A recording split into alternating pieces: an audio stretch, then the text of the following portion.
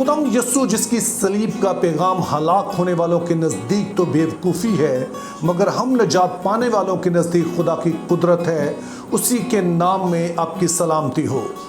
गालबन social media के ज़रिए से अब तक आप जान चुके होंगे कि ओलंपिक्स गेम जो इस वक्त पेरिस यानी कि फ्रांस में जारी हैं, वहाँ किस तरह से मसीही ईमान का मजाक उड़ाया गया है। आज की वीडियो इसी हवाले से है और मेरी आपसे दरख्वास्त है कि आप इस वीडियो को पूरा देखें, क्योंकि इस वीडियो में आप इस बात को वाज़ेह तौर पर देख सकेंगे कि मसीही ईमान और मसीहों पर हमले सिर्फ सरगोदा में, जड़ावाला या मणिपुर में नहीं हो रहे हैं, बल्कि उससे कहीं बढ़कर एक ख़ास मुनज़्ज़म अंदाज में मगरबी ममालिक जो किसी ज़माने में मसीही ममालिक कहलाते थे, वहाँ पर भी जारी हैं। आज की इस वीडियो में हम 3 पहलुओं से इस वाक़े का जायज़ा लेंगे। सबसे पहले तो हम देखेंगे कि जब ये वाक़या हुआ तो उसके बाद जो मसीहों ने रद्द अमल दिया वो कैसा था और ये यूनिक क्यों था। दूसरे नंबर पर हम देखेंगे कि दरअसल ये वाक़या था क्या और इसमें कौन सी ऐसी बात है जो कि मसीहों के लिए तौहीन का बायस बनी, जो मसीही ईमान पर बराह रास्त हमला करार दिया गया।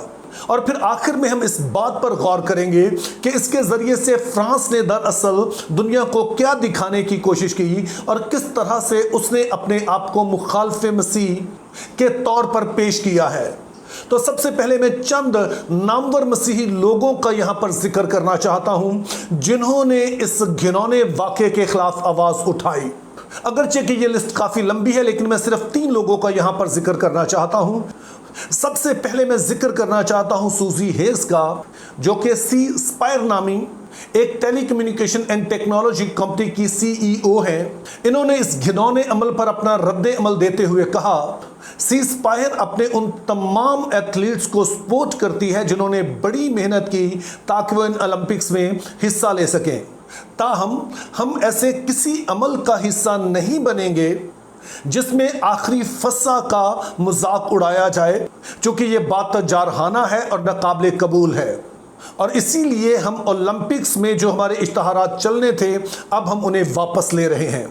अब सी स्पायर नामी ये कंपनी अमेरिका में टेली कम्युनिकेशन की 6ठी बड़ी कंपनी है और इनका जो हेड ऑफिस है वो मिसिसिपी में है। और इनके इस बयान के बाद मिसिसिपी के जो गवर्नर हैं उन्होंने भी इस बात को बड़ा सराहा। और इसके बाद मैं जिक्र करना चाहूँगा एलॉन मस्क का, जिनके बारे में आप बखूबी जानते हैं कि वो दुनिया के अमीर तरीन अशखास जो हैं उनमें उसका शुमार होता है। और वो टेस्ला नामी कंपनी जो कि एक इलेक्ट्रिक कारें बनाने में बड़ी ही माहिर है, बड़ी नामवर है, उसके भी मालिक हैं। इसके अलावा वो ट्विटर जो कि अभी एक्स कहलाता है, इसके भी मालिक हैं। उन्होंने भी इसके खिलाफ बड़ी सख्त अल्फाज में आवाज़ उठाई है कि ये मसीहों के लिए इंतहाई तौहीन अमेज़ है। और ना सिर्फ एलॉन मस्क ने यह बयान दिया, बल्कि इसके बाद उन्होंने ओलंपिक्स गेम का बायकॉट करते हुए ओलंपिक्स का जो ऑफिशियल हैंडल है उसको भी अनफॉलो कर दिया। अब एलॉन मस्क के हवाले से आपने ज़हन में रखना है कि वो अपने आप को कल्चरल क्रिश्चियन कहते हैं, जिसको हमारी ज़ुबान में कहा जाता है कि वो नामी मसीही हैं। लेकिन बहरहाल उनका ये आवाज़ उठाना और इस तरह से रद्द अमल देना ये काबिल तारीफ़ है। लेकिन मेरे नज़दीक जो सबसे अहम बयान है वो एक कैथोलिक बिशप है जिनका ताल्लुक मिनेसोटा से है और इनका नाम रॉबर्ट बैरन है। इन्होंने फॉक्स न्यूज़ पर अपनी आवाज़ उठाते हुए कहा, मेरी नज़र में इस अमल के ज़रिए से आखिरी फसा का मजाक उड़ाया गया है और मसीहों के लिए आखिरी फसा मसीही ईमान का मरकज़ है। जब यीशु मसीह ने अपनी मौत के तनाज़र में अपना बदन और अपना खून इस दुनिया के लिए दे दिया और औरत नुमा मर्दों को डा विंची की आखिरी फसा की तस्वीर की नकल करते हुए उछलते कूदते देखना मसीहों के लिए जाहिर है एक थप्पड़ की मानिंद है। और इसी गुफ्तगू में आगे बिशप साहब कहते हैं कि यहाँ पर वाज़ेह तौर पर मसीहत को एक दुश्मन के तौर पर पेश किया गया है। लेकिन अब सवाल पैदा होता है कि असल में इस सारी रस्म में हुआ क्या था। अब इस हवाले से जो पहली चीज़ आपने याद रखनी है कि एक बहुत ही मशहूर आर्टिस्ट गुजरे हैं जिनकी पेंटिंग्स दुनिया भर में जानी जाती हैं और इनका नाम है लियोनार्डो डा विंची। और इनकी एक बहुत ही शाहकार पेंटिंग है जिसको द लास्ट सपर कहा जाता है, जिसकी नकल अक्सर मसीही घरों में देखी जाती है कि जहां पर यीशु मसीह अपने शागिर्दों के साथ आखिरी फसा खा रहे हैं और वहां पर वो अपने शागिर्दों से कहते हैं कि तुम में से एक मुझे पकड़वाएगा और सारे ही सवाल करते हैं कि वो कौन होगा, कि क्या वो शख्स मैं हूं। تو یوں ہم دیکھتے ہیں کہ یہ پینٹنگ دنیا بھر میں آرٹ کے حوالے سے بہت ہی جانی پہچانی ہے اور اس کو بڑی قدر کی نگاہ سے دیکھا جاتا ہے، اور ظاہر مسیحیوں کے نزدیک یہ بڑی اہم ہے چونکہ اس میں مسیحی ایمان کا جو مرکزی اقرار ہے کہ مسیح نے ہماری خاطر جان دی، اس کو پینٹ کیا گیا ہے۔ اور پیرس اولمپکس کی جو اوپننگ سیرمنی 26 جولائی کو ہوئی، اس میں بھی ایک ایسا ہی سیٹ اپ لگا ہوا دکھایا گیا جو کہ آخری فسا کے ٹیبل سے ملتا جلتا تھا، اور اس میں دو انتہائی قابل اعتراض باتیں جو دکھائی گئی وہ یہ تھی۔ اس میں پہلی چیز جو دکھائی گئی وہ یہ تھی کہ جو اس ٹیبل پر بیٹھے ہوئے لوگ ہیں وہ LGBT کمیونٹی کے ہیں، یعنی کہ جن کو ہم ہومو سیکسولز کہتے ہیں، ہم جنس پرست کہا جاتا ہے۔ اور اس میں ڈریگ کوئنز کو بیٹھا دکھایا گیا۔ ڈریگ کوئنز سے مراد ہوتا ہے کہ ایسا مرد جو خاص طور پر ہم جنس پرست ہوتا ہے،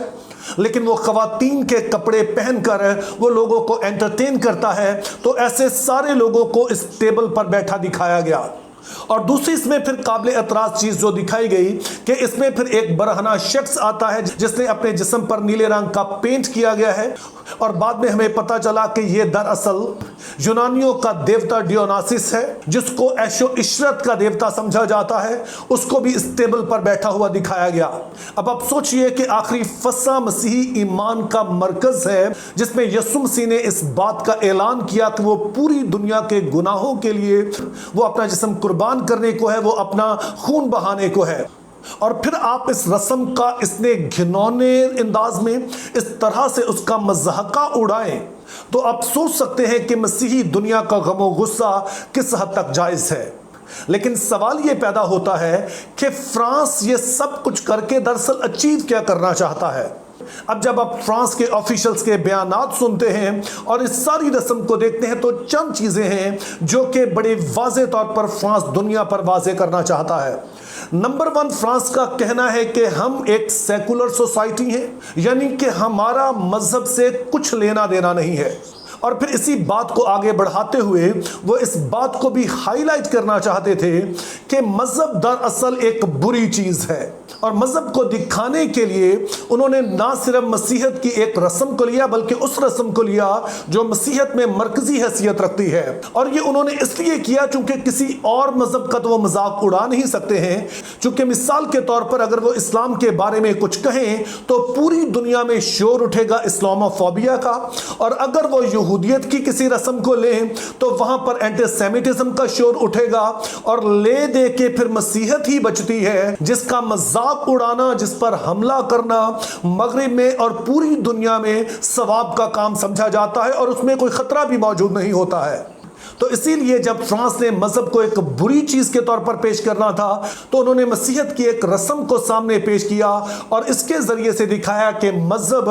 ایسے لوگوں کو جو کہ ہم جنس پرست ہیں ان کو قبول نہیں کرتا ہے، لیکن فرانس کا کلچر ان سبھی کو نہ صرف قبول کرتا ہے بلکہ ان سبھی کو پروموٹ کرنے کے لیے وہ کسی بھی حد تک جانے کے لیے تیار ہے۔ اور جب یہ سب کچھ ہو چکا تو وہ شخص جس نے یہ سب کچھ آرگنائز کیا تھا، جس کا یہ آئیڈیا تھا، اس کا کہنا تھا کہ اس کے ذریعے سے ہم دکھانا چاہتے ہیں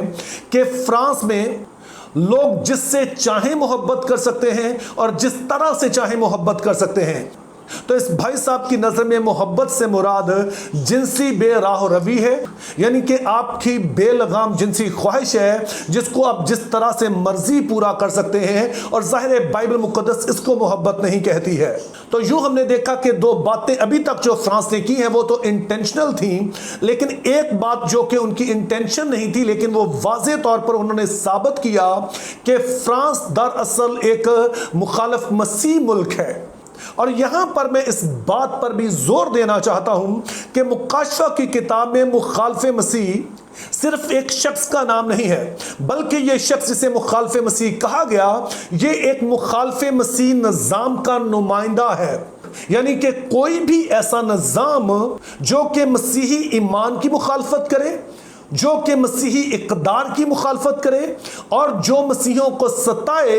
تاکہ انہیں مجبور کرے کہ وہ اپنے مسیحی ایمان اور اقدار پر سمجھوتا کرتے ہوئے اس مخالف مسیحی نظام کا حصہ بنے، اس سبھی کچھ کو مقاشہ کی کتاب میں مخالف مسیح کہا گیا ہے۔ اور فرانس نے یہ سب کچھ کر کے واضح طور پر ثبوت دیا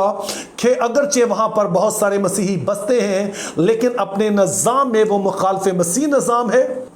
اب اس ویڈیو کا اختتام جو ہے وہ میں ایک پازیٹیو چیز سے کرنا چاہتا ہوں، اور وہ پازیٹیو چیز یہ ہے کہ میں نے پہلی دفعہ دیکھا ہے کہ مغربی مسیحوں نے اس پیمانے پر اور اتنے زور سے کسی مسیحی مخالف قدم کے خلاف آواز اٹھائی ہے۔ میں یہ نہیں کہہ رہا کہ مغربی مسیحی آواز نہیں اٹھاتے ہیں، لیکن اتنے بڑے پیمانے پر اور اتنے زور آور انداز میں میں نے پہلی دفعہ دیکھا کہ آواز اٹھائی، اور اس کے نتیجہ یہ ہوا کہ پھر اولمپکس والوں نے اس اوپننگ سیرمونی کو یوٹیوب سے اور باقی سوشل میڈیا کے جتنے بھی ان کے آفیشل ہینڈلز ہیں وہاں سے ریموو کر دیا، اور اس کے بعد لفظی طور پر صحیح لیکن انہوں نے معافی بھی مانگی۔ اس سے ہمارے سیکھنے کے لیے بات یہ ہے کہ مسیحیوں کو ان لبرلز کے لیے، ان سیکولرز کے لیے میدان کھلا نہیں چھوڑنا چاہیے۔ مسیحی ورلڈ ویو تشدد پر یقین نہیں رکھتا ہے۔ ہم اس بات پر یقین نہیں رکھتے ہیں کہ اگر مسیحیوں کی توہین کی جائے، مسیح کی توہین کی جائے تو ہم مسلح جدوجہد کریں، لیکن مقاشہ کی کتاب میں یہ بات واضح ہے کہ مسیحیوں کو اپنے ایمان پر نہ صرف کھڑے رہنا ہے بلکہ انہیں پوری دنیا میں اس کا اقرار بھی کرنا ہے، اور غیر مسلح طور سے اس بات کی گواہی دینی ہے کہ وہ اپنے ایمان کو ہلکا نہیں لیتے ہیں، وہ اپنے ایمان کو ہلکا نہیں لیں گے، اور وہ اس کا دفاع کریں گے، اور جو بھی قانونی طریقے ہیں اور غیر مسلح انداز میں دلائل کے ذریعے سے وہ اس جدوجہد میں شامل ہوں گے۔ تو میری دعا ہے کہ جیسے اس گھنونے عمل کے خلاف پوری دنیا کے مسیحی اور خاص طور پر مغرب کے ناور مسیحی کھڑے ہوئے ہیں، ہم بھی مسیحی ایمان پر نہ صرف کھڑے رہیں بلکہ ان باتوں کی ضرور حوصلہ شکنی کریں تاکہ دنیا اس بات کو واضح طور پر دیکھ سکے کہ ہمیں اپنا ایمان عزیز ہے، اور نہ تو ہم اس ایمان سے شرماتے ہیں اور نہ ہی ہم چپ رہیں گے جب ہمارے ایمان کی توہین کی جائے گی۔ Think biblically, live purposefully, have a very good day.